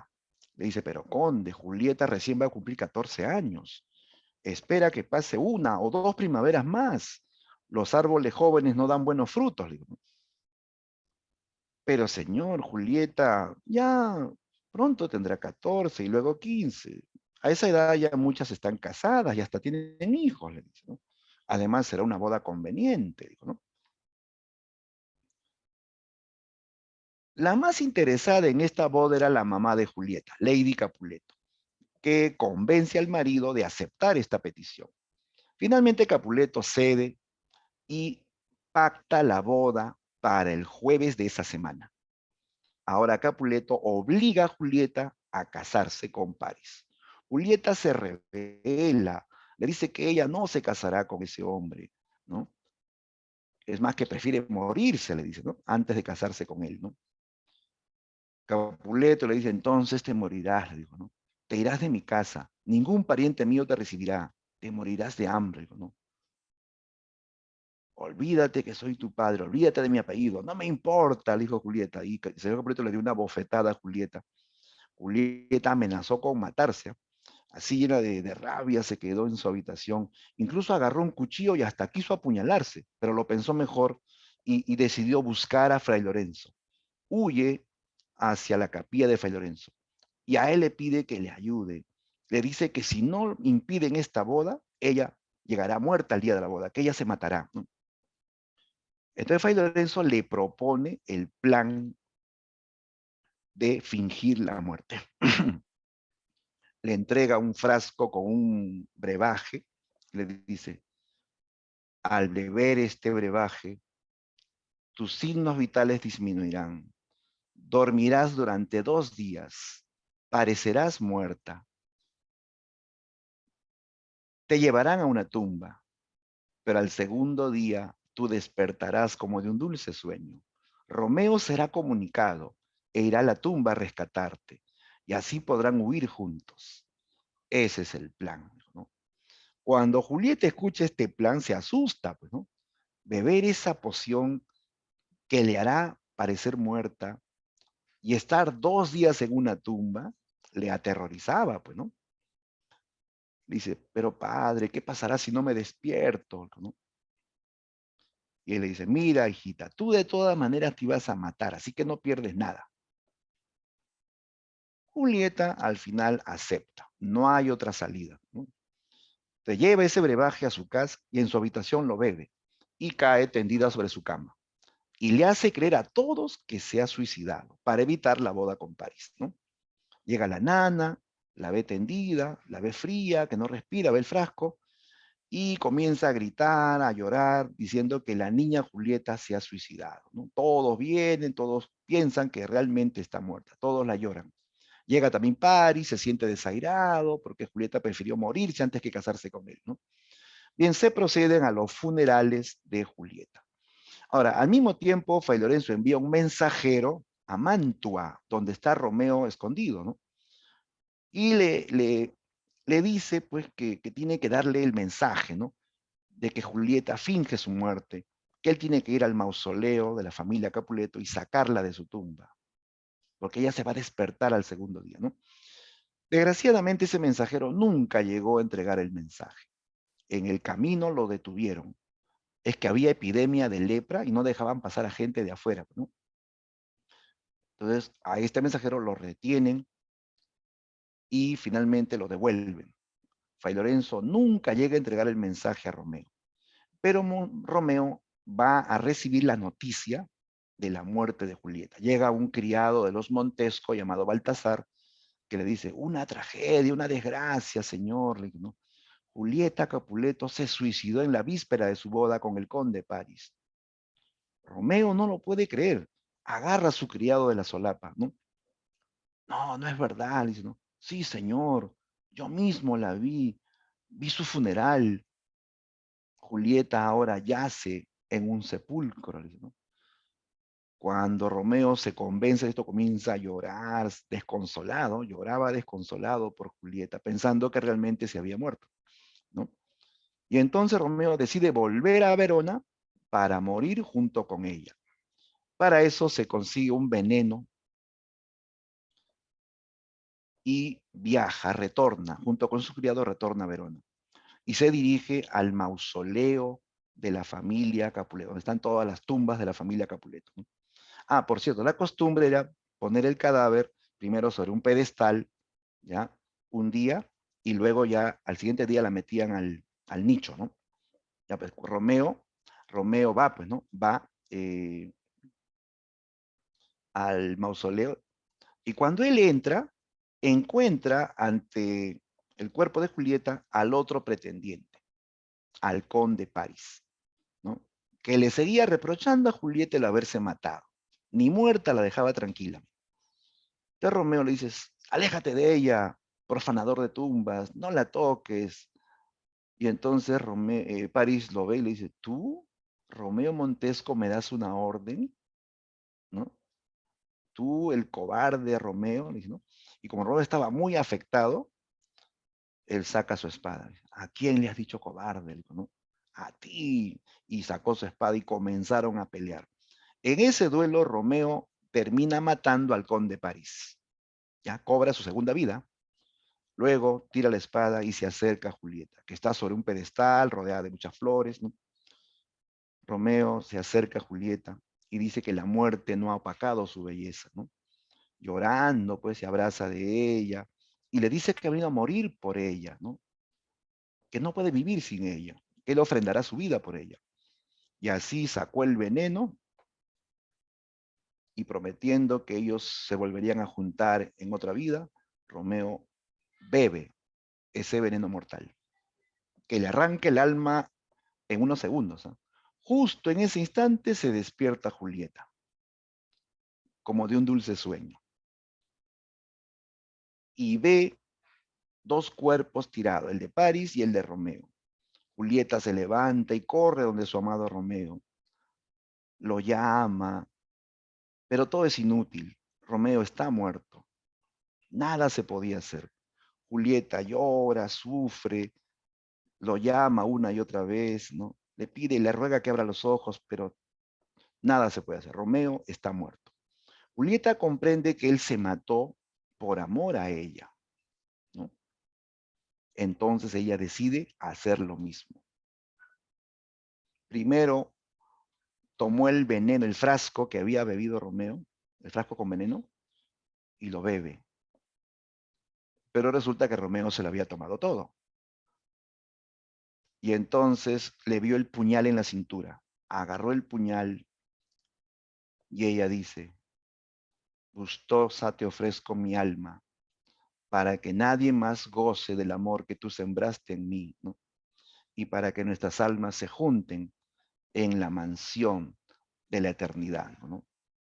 Noble puñal, cumple tu función. Y plan, se lo clavó en el pecho. ¿Eh? Julieta se clava el puñal en el pecho y cae muerta junto a su amado Romeo. Estos jóvenes se amaron con pasión y son tan apasionados que se han matado por amor. Ojo que su suicidio no es como otros suicidios, ¿no? Muchos se suicidan por decepción amorosa. Aquí no. Este suicidio es por amor. Esa es la diferencia, ¿no? De Romeo y Julieta y otros casos, ¿no? Ellos se matan por amor, ¿no? Y es más, dicen que la muerte no acabará con su amor, ¿no? Ellos se van a reunir en la mansión de la eternidad, ¿no? Mueren Romeo y Julieta, el público queda mudo, impactado porque no se esperaban ese final, ¿no?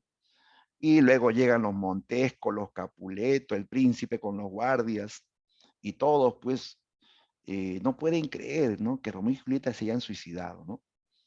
Todos los familiares lloran, dan gritos, ¿no? Por los hijos muertos.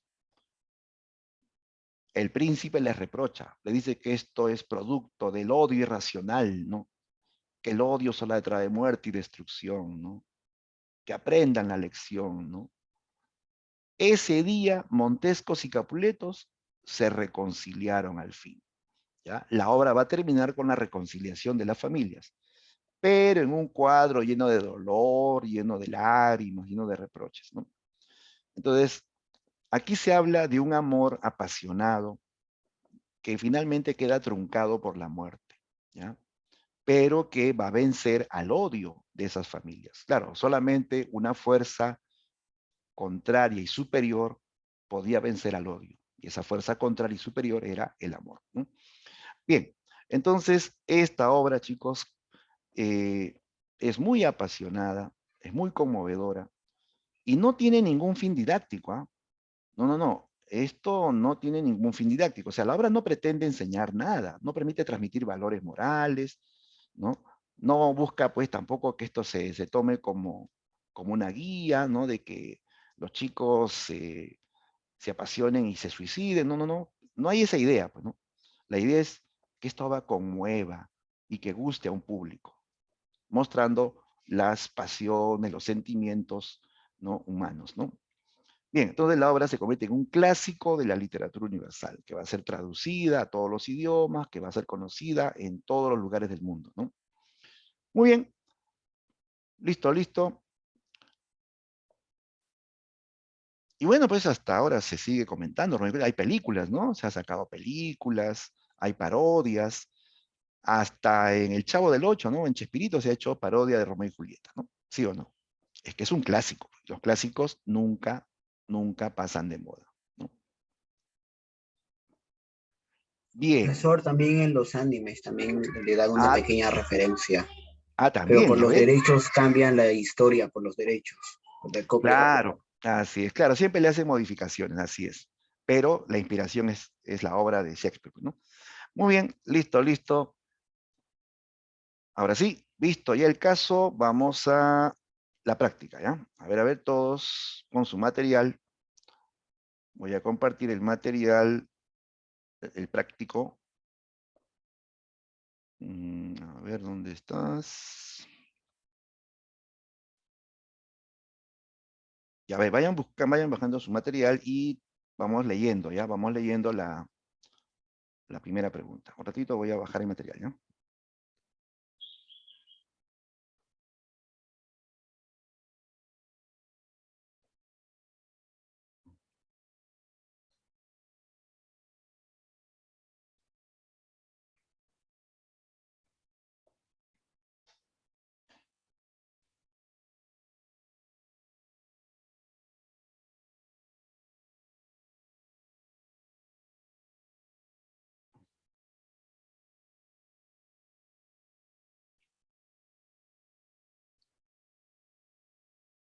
Bien, vamos a la práctica.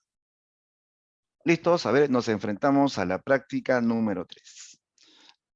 Ya, a ver, chicos, ¿se ve la dirigida? A ver, alguien que me confirme, ¿se ven las preguntas? Sí, profesor. Ah, ya, perfecto. Muy bien, entonces comenzamos la solución, ¿ya? Vamos marcando también, igual que yo lo voy a hacer, ¿ya? Ya, a ver, primera pregunta, dice, marque la opción que completa correctamente el siguiente enunciado. Dice, uno de los movimientos intelectuales más relevantes durante el Renacimiento es. Por otro lado, el barroco se caracteriza por ser un arte, ya, completen los espacios, ¿no? Dice, uno de los movimientos intelectuales relevantes durante el Renacimiento es el racionalismo, el teocentrismo, la ilustración, el humanismo. Además dice, el barroco es un arte, se caracteriza por ser un arte. A ver, ¿cuál encaja bien? La D. La D. A ver, A o D. Tengo dos claves. A ver, racionalismo puede ser porque hay culto a la razón. Humanismo también porque los humanistas son los que revaloran a los clásicos. El Renacimiento se basa en el humanismo, ¿sí o no? Y el barroco es un arte armónico y Complejo. equilibrado o complicado, o No, complejo. complejo. Complejo. Claro. Ah, ya, entonces la mejor respuesta es la D, ¿sí o no? Claro, ahí encaja la D. Entonces, un movimiento intelectual o filosófico durante el Renacimiento fue el humanismo, que dicho sea de paso es la base. El humanismo es la base del Renacimiento, ¿no? Y el barroco es un arte de gran complejidad formal. Es correcto eso. Muy bien. Pregunta 2. El Renacimiento fue una auténtica revolución cultural frente a la etapa medieval anterior. Son temas de la literatura renacentista, excepto. A ver, te piden la excepción, ¿ah? La excepción. Todos son menos uno. ¿Ah? ¿Cuál es la excepción? ¿Cuál no sería tema del Renacimiento? ¿No? La D. La B. A ver, goza la vida, sí es un tema. Naturaleza, sí. Mitología, sí. Ah, la D. Pues. El pesimismo, eso es una característica del barroco. Es un tema del barroco, no del Renacimiento. ¿ya? Esta es la clave, pues. Me están pidiendo cuál es la excepción, ¿no? Esa es la respuesta. Listo. Bien, pregunta 3. Dice, una de las características del teatro de Shakespeare es... A ver.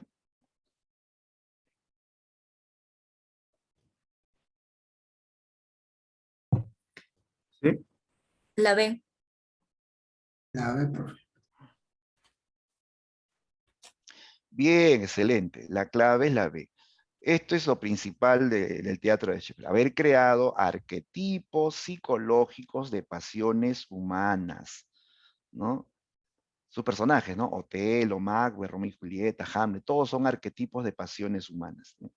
Listo, muy bien, esa es la clave. Profe, ¿y la C no puede ser recreó magistralmente hechos reales acontecidos en su tiempo? No, mire. Primero que no todas sus obras se basan en hechos reales. Por ejemplo, ¿Romeo y Julieta existieron? No. ¿Qué crees tú? No. No existieron. No. Ellos son parte de una leyenda, ¿no? Y una leyenda, pues, nos hablan de personajes ficticios, ¿no? ¿Ya? No existieron, ¿ah? Algunos viajan a Italia y voy a visitar la tumba de Romeo y Julieta. Dicen, si no hay tumba de Romeo y Julieta, no existieron. Y son personajes literarios o legendarios en todo caso, ¿no? Ya, entonces, y tampoco no son de su mismo tiempo. Él tiene obras que hablan de personajes del pasado. Por ejemplo, él tiene la obra Julio César, Antonio y Cleopatra, que son personajes de la antigüedad, no de la época de Shakespeare, ¿no? Entonces, no son personajes de su época, de su tiempo. Bien, entonces la clave era B de beso.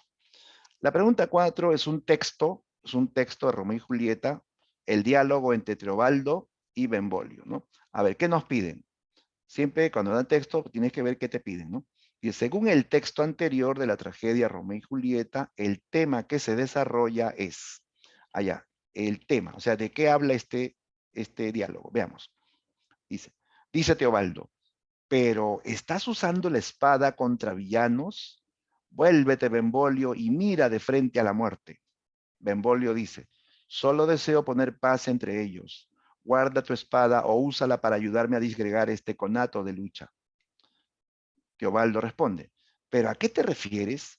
¿He desenvainado mi acero y me hablas de paz? Aborrezco esa palabra tanto como al infierno, a todos los Montesco y a ti. Ponte en guardia, cobarde.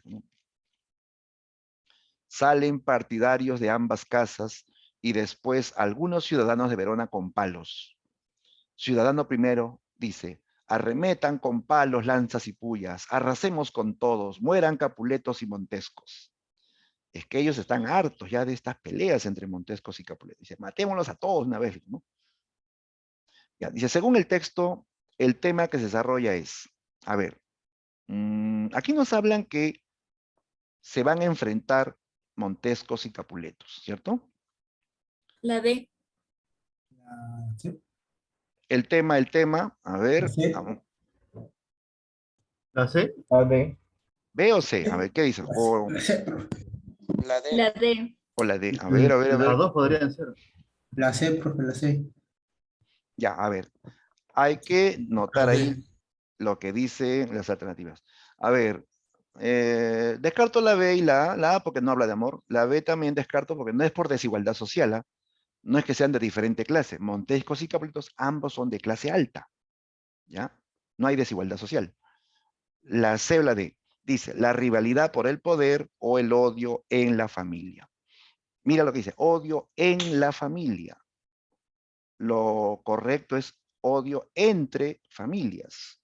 Es decir, en la familia es que es dentro de la familia, ¿no? O sea, que se pelean elementos de la misma familia. Ah, no, no es así, ¿ah? No es odio en la familia, es entre dos familias en todo caso, ¿no? Y este odio es político. Esta rivalidad es por el poder, ¿ya? Entonces, aquí se refleja el tema secundario de la obra que es la rivalidad por el poder, ¿ya? La clave correcta era la C.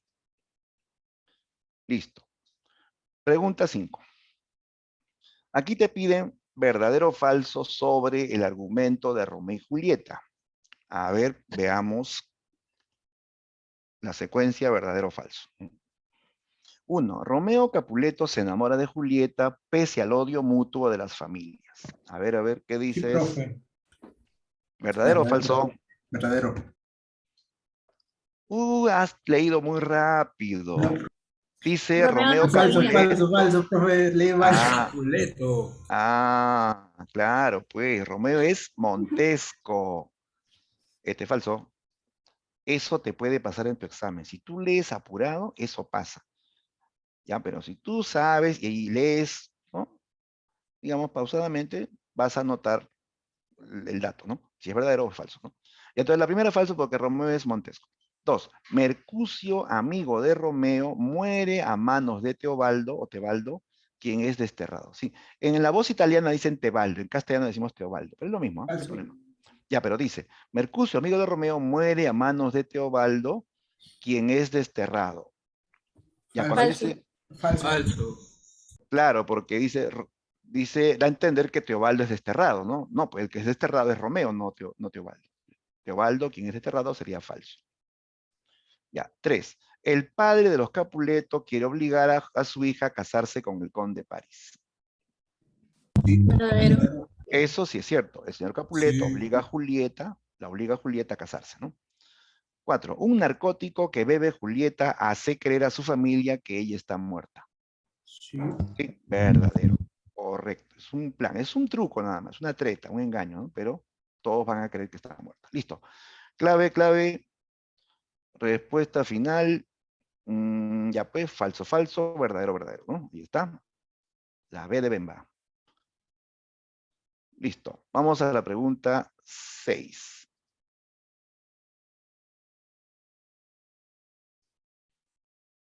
Pregunta 6.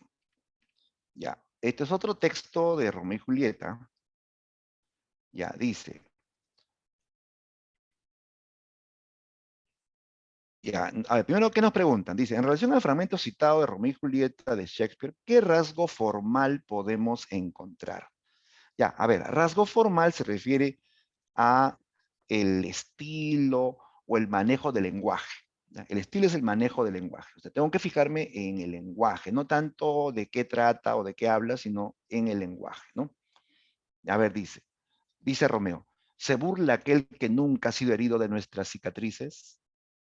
Julieta aparece en una ventana arriba sin darse cuenta de la presencia de Romeo. Lo que está en el paréntesis no es lo que dice Romeo, sino es algo que sucede. O sea, en paréntesis se coloca lo que hacen los personajes. O sea, Romeo habla y Julieta aparece en su ventana, ¿no? Silencio, ahí sí está hablando Romeo.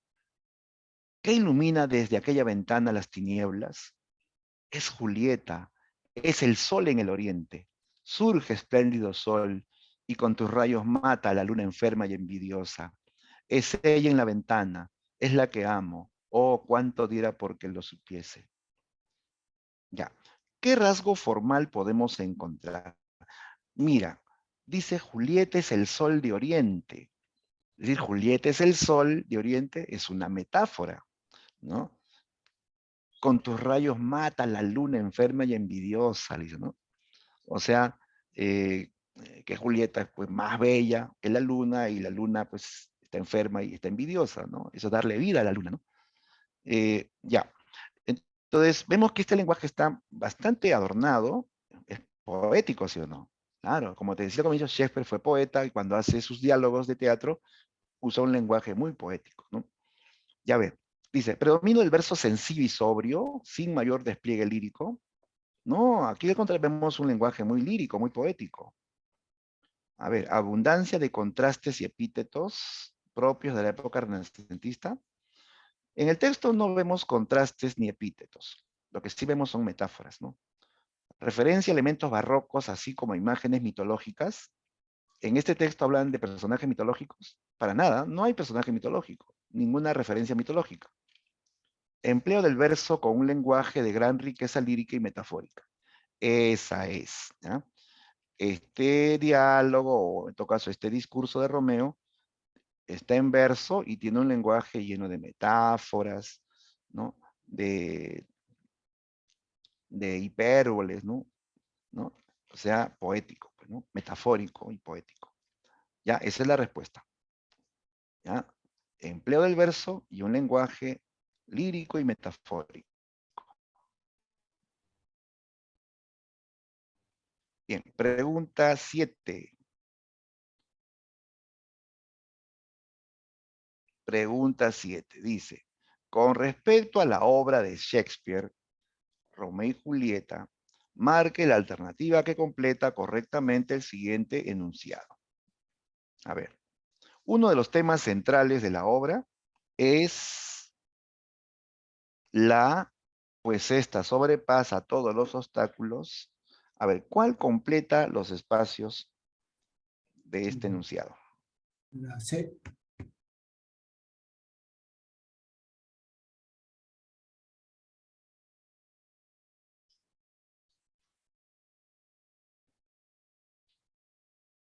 A ver. La D.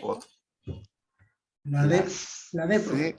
A ver, hemos oído la C y también hemos escuchado la D, ¿no? Veamos. A ver, vamos a ponerlo a ver si encaja. Si fuese la C, diría, uno de los temas centrales de la obra es la lucha por el poder, pues esta sobrepasa todos los obstáculos familiares. Medio que se contradice, ¿ah? Si el tema es la lucha por el poder, y esta lucha por el poder sobrepasa los obstáculos familiares, no. O sea que este odio, ¿no? Entre familias supera obstáculos, no supera obstáculos, ¿no? No genera muchos problemas más bien, ¿no? A ver, la D. Uno de los temas centrales de la obra es la pasión juvenil, pues esta sobrepasa todos los obstáculos sociales. Ah, a ver, si es tema la pasión juvenil y esta pasión juvenil sobrepasa obstáculos, claro, ellos están dispuestos a enfrentarse a todo, a la autoridad de sus padres, incluso a las reglas sociales, hasta las reglas incluso de tipo moral, ¿no? Porque ellos son bien rebeldes, ¿ah? Su amor está dispuesto a enfrentarse a todo tipo de obstáculos de la sociedad. Está bien, ¿ah? Sí. La clave es la D, ¿ya? Esa encaja bien.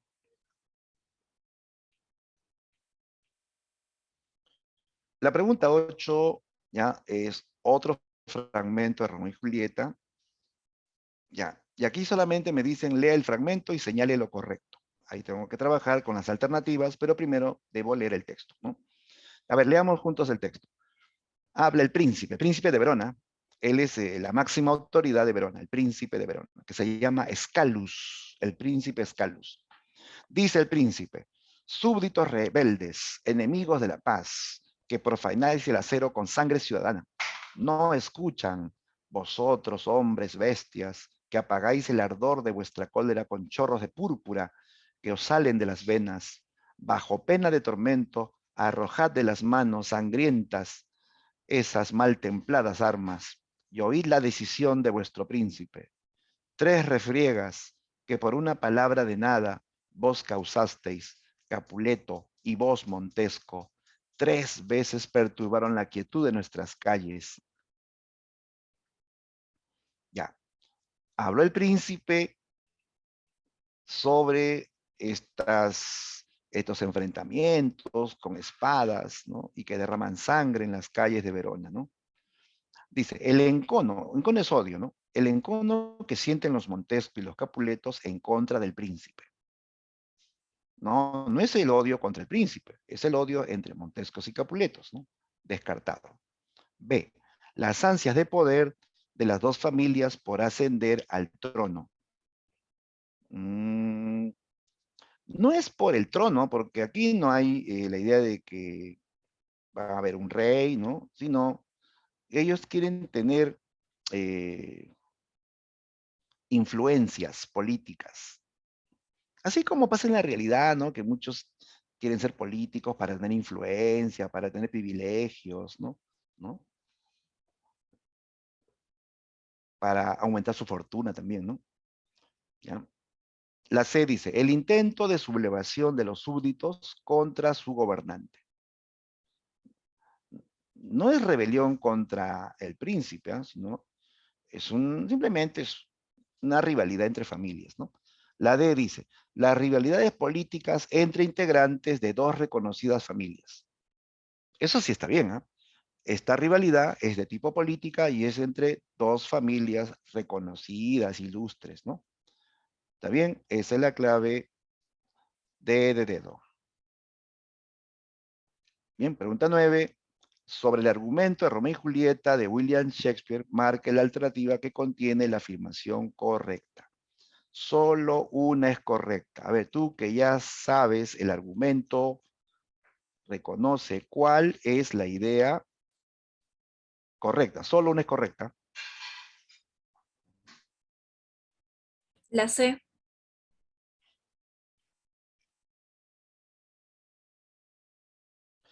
Claro, muy bien, exacto. La clave es la C. ¿De acuerdo todos? Al final de la obra, las dos familias se reconcilian ante la muerte de los jóvenes amantes, ¿no? De Romeo y Julieta, ¿sí? Esa es la clave. Todo lo demás es falso, ¿no? ¿No? Mercucio no asesina a Teobaldo, es al revés. Teobaldo mata a Mercucio. La A también es falso porque dice que al iniciar la obra Romeo está acongojado por el amor por Julieta. No, al comienzo él sufría por Rosalía, ¿de acuerdo? No es por Julieta. Bien, entonces la C es la clave correcta. Profe, la D. Dice Julieta se suicida tomando un veneno. Falso, ella se apuñala, se mata con un puñal, ¿de acuerdo? Arrebatada era Julieta, ¿no? Así nomás cualquiera no se clava un puñal en el corazón, ¿no? Ya, listo. Pregunta 10. Relacione adecuadamente los personajes de Romeo y Julieta. Ya. Ya, pues esto está sencillo, chicos. A ver, París. ¿Con cuál se relaciona París? ¿Quién era París? Pretendiente. El pretendiente de Julieta, así es, ¿no? Va con D, uno con D. Fray Lorenzo. Fray Lorenzo, este curita, este sacerdote. Cómplice. Claro, él es el cómplice, el alcahuete, sí o no, de Romeo y Julieta. Mercucio Amigo de Romeo. sería el Amigo de amigo, Romeo. lógico. Y Teobaldo el que queda, ¿no? Capuleto, ¿no? Miembro de la familia Capuleto. Respuesta finalmente sale a ver, 1 con D, 2 con B, 3 con La D. C. La D, ¿no es cierto? Claro, sale la D de dedo. Listo. Bien, amigos, ahí tienen más preguntas para que practiquen. No hagan trampa sin ver la clave, pues chicos. Marquen su clave y luego verifiquen si estaba bien o no. Y al final van a tener la clave correcta, ¿no?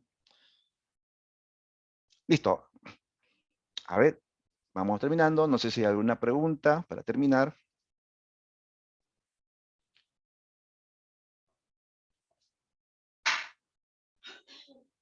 ¿Alguna pregunta? ¿Todo claro, chicos? Ya, siempre hay que darle siempre una repasada, ¿no? Para no olvidarnos y no olviden si hay marcar las claves de las preguntas que hay. También en intranet también hay más preguntas sobre este tema, ¿ya? Bien, chicos, espero que todo haya quedado claro y sobre todo que les haya gustado, ¿ya? Terminamos aquí la sesión y ya nos reencontramos la próxima semana, ¿ya? Listo, entonces, conmigo será hasta la próxima. Chao, chicos.